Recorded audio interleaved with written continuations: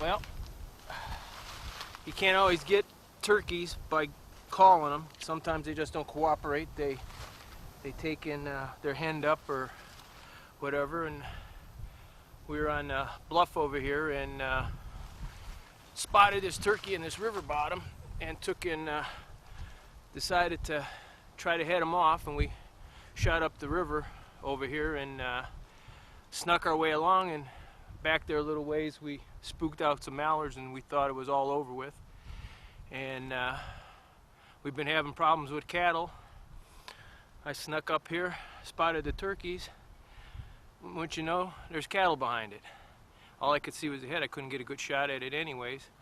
But instead of the cattle spooking the turkeys away, the cattle moved a little closer and made the turkey nervous, and he walked out in the open, and I put a good clean shot on him and got my first Oklahoma bird. And now I can go and get a cup of coffee.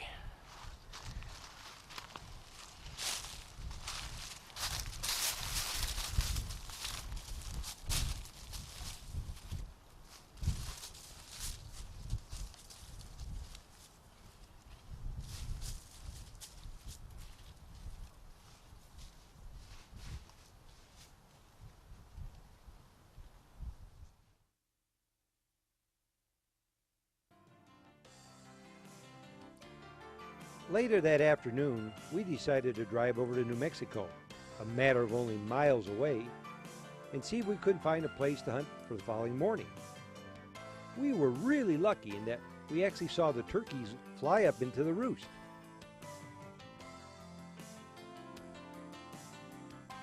You know, these birds are big, and for them to be able to get up into these trees, as you'll see from this one really needed a long-running start.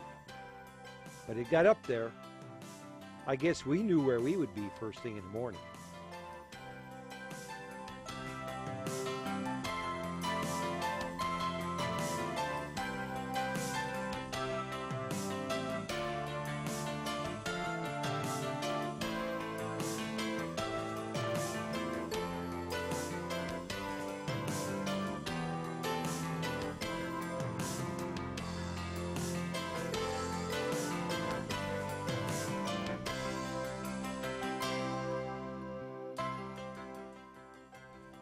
We figured we were in the right place.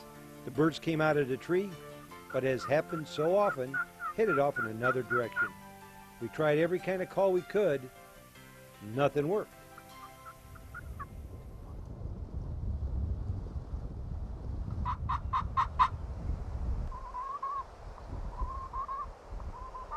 But patience pays off. 2 hours later, look who came back.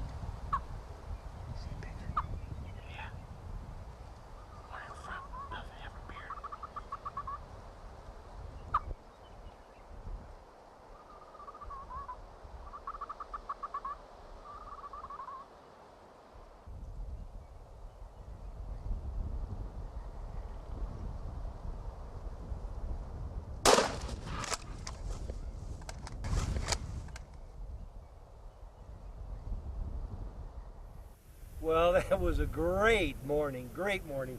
I finally got my Rio, so I'm on my way to my Grand Slam. Today, what worked in this wind, and as you can see, it's really howling. You really have to call loud. And what I found the other day working on a turkey is some type of sound that you'll think is really screechy and something that won't work really sets them off. The aluminum part of this, what I found is because of the wind, I would see, it almost hurts your ears, but it did a good job. Another thing that I've learned on this trip that's really important to have along is a seat. This is made by Buckwing. This country has two problems. There's a lot of ants and there's a lot of cactus. So you never know when you're going to sit down on cactus, and if that happens, that's not a pleasant sight or a pleasant feeling. This I like because it's easy to carry. Put it over your arms. And your hands are clean and clear to carry whatever else you carry. Also earlier in the day we had we had some jakes that were in. They came in right up to us, came behind us. They were a matter of maybe 20 yards, and I've never seen a jake full strut. And I mean, they did it constantly. Now, if a big tom would be there, it wouldn't be doing that. But because the two of them were there alone, they were strutting, and they'd whip, walk fast, and then they'd gobble a little bit, and they'd strut, and it was really nice to see close. And that's how you learn a lot about turkey hunting, is that you observe, and you got to pay attention to what you're observing.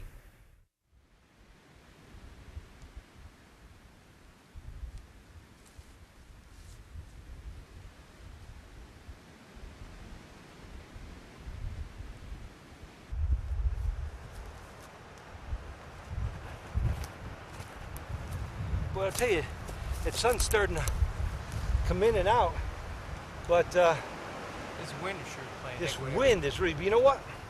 I think if we stay here, we might be able to get a second turkey. Well, that's what they told us back at camp. They said, wait all day, you get one, stay there. And, the one that was with the one we got this morning, he could come back. Yeah, he wasn't that spooked when he left. No, in fact, I could have shot two. He was right there. But he went off that way. We've got my turkey here with that fan spread. That might just act as an added decoy. Yeah, well, that's a good idea. That's a good point. I mean, hunt isn't over when you shoot one bird. Right. And if you don't, you can work as a team.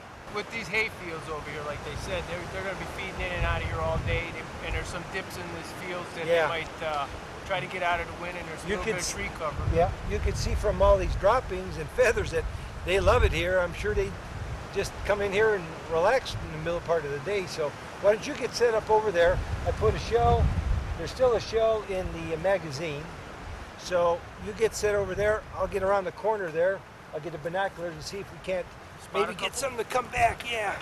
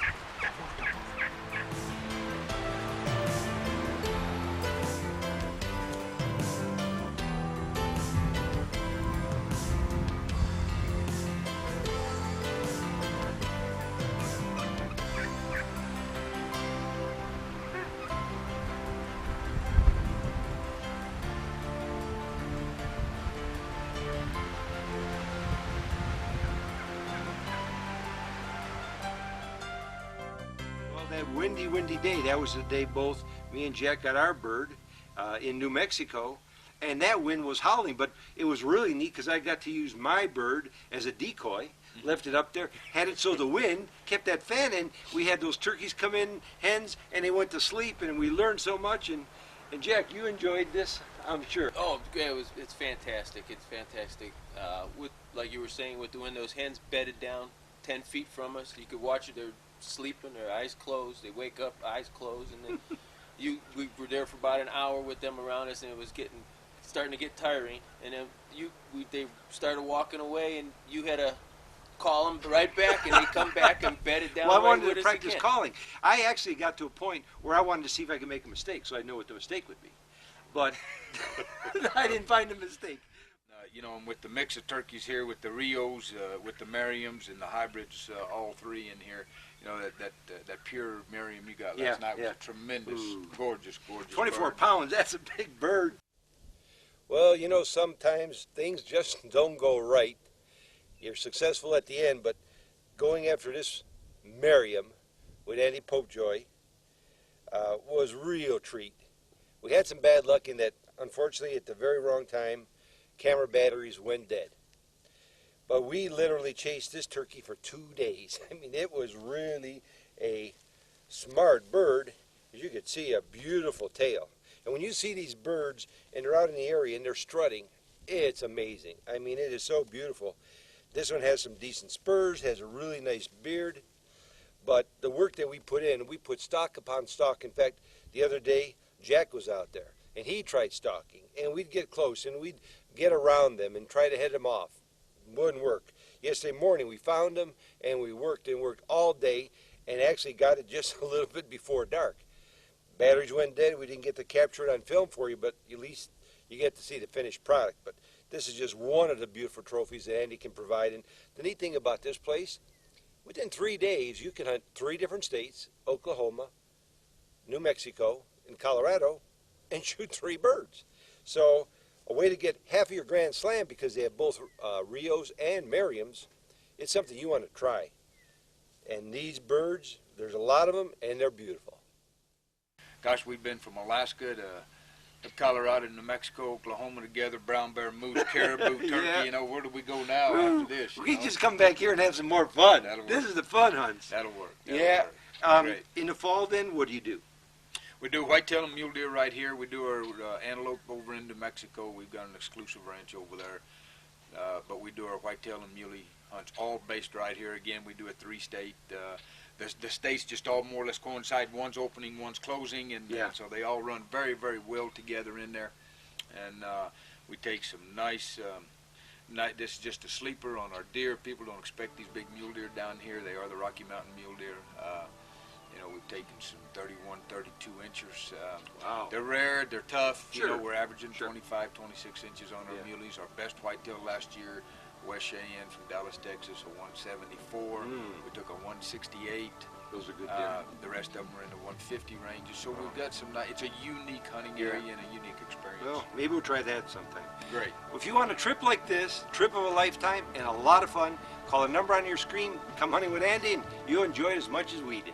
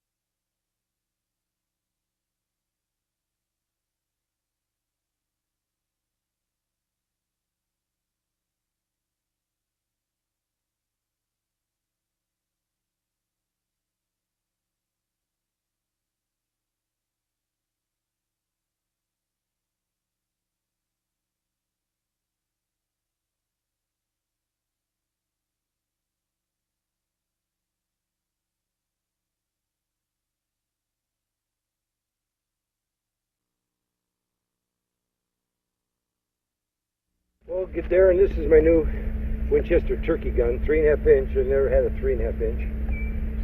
You were mentioning earlier that it'd probably be a good idea to pattern the gun. Absolutely. That's one of the most important things with turkey hunting. In preparation to take your bird, you want to sight in your gun. Make sure that the pattern is as dense as you can possibly get it. And there's a lot of things that's going to make a difference in that. Obviously, the constriction of your choke, different shells, the manufacturers, and the shot size are going to play a big part in the game. So if I find something, like I'll try this particular shell, if it works good, then just stick with it right away. Stick with it. Okay. Stay with it. Stay with that shot size, stay with that manufacturer, and you'll know exactly how far your gun can shoot. Okay. Well, you were telling me you got some kind of targets? Yeah, we've got Quaker Boys making targets now. It specifically shows the kill zone, the spine and the head of the bird, so you can actually count the pellets inside of the kill zone, and you know exactly how well your weapon's going to do. Well, why don't you mark off like 35 yards or so, stick one up there, I'll get the gun loaded, we'll try one and see how it works. We'll do just that. Okay, Sounds good. You do that and I'll just sit here.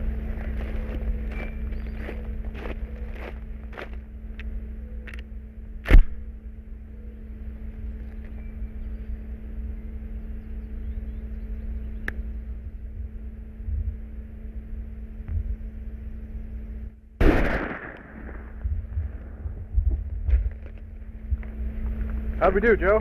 Well, boy, actually it looks pretty good. Look at all the... Hey, that's not bad at all. There's 1, 2, 3, 4, 5, 6, 7, 8, 9, 10, 11, 12, 13, 14, 15, 16, 17. There's a lot in the spinal cord there. That's not bad. Yeah, and I might have missed a couple more in the head, so there's at least 5, 6 in the head. I'll tell you what, that Quaker Boy target works great because you see exactly a life-size picture of the turkey, so you know that's in the middle of the spine. That's in the middle of the... There's actually 4 or 5 shots actually hit the spine, so he would have definitely been dead. That would have more than done the trick. Yeah, and that was, I think, like 37 yards, so... Well, I'm happy the way that gun shoots. I would be tempted to keep the shell that you have in the shot size. That doesn't look half bad. Yeah, that was number 5. You've got a few holes here, but that's not too bad. Yeah. I mean, you got more than enough in the kill zone. Yeah. And I aimed right here. That's right where I aimed. In That's fact, where you're supposed to. So. Right at the base of at the wattles, at the base of the neck, so. Okay, now all we need is a live one in that position, 35 yards away. And that's the easy part. Yeah, but at least I know my new gun shoots, and that's kind of a big room. You got it. Okay, well, I appreciate your help. No problem. Let's go take a walk. I'm with Darren Brooks of Quaker Boy Calls. We're going to learn just the basics of turkey hunting from the time you get out into the woods till hopefully kill a turkey. It's that time of year again, isn't it, Joe? Well, what you start out with when you head into the woods just before daybreak, you're trying to get them to shot gobble, so you can find out where their location is and go after and pursue that gobbler. So it's like basically a location type of a call, so you know where to go if you don't know where they're at. Right, you're trying to put them in a situation where they're giving up where they are, so you can get to them as quick as you can and hopefully get them when they come down out of the tree. Otherwise, you got a long day ahead. Yeah, we've seen that. So what you want to start out with is something like a barred owl hoot or a crow call. Either one is going to make them shot gobble. Crow call is, ever so basic. You can really use any of the many vocalizations that the crow makes. You don't want to make it too long because you don't want to cover up their call. You want to be able to hear them. Would you use that in the dark? Yes, absolutely. Really? Usually when crows you start hearing a crow in the woods, gobblers will start at the same time. Okay. So it's a great thing to use beforehand. Okay.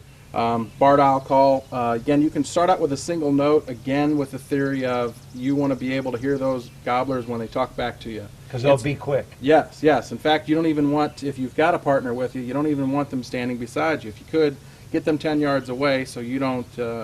You don't deafen them with your call instead of them hearing the bird. You got it. Barred owl call.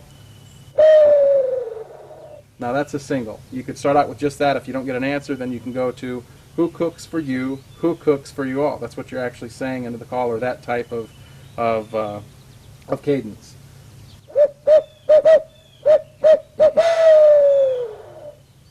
And you wait and listen for the gobble.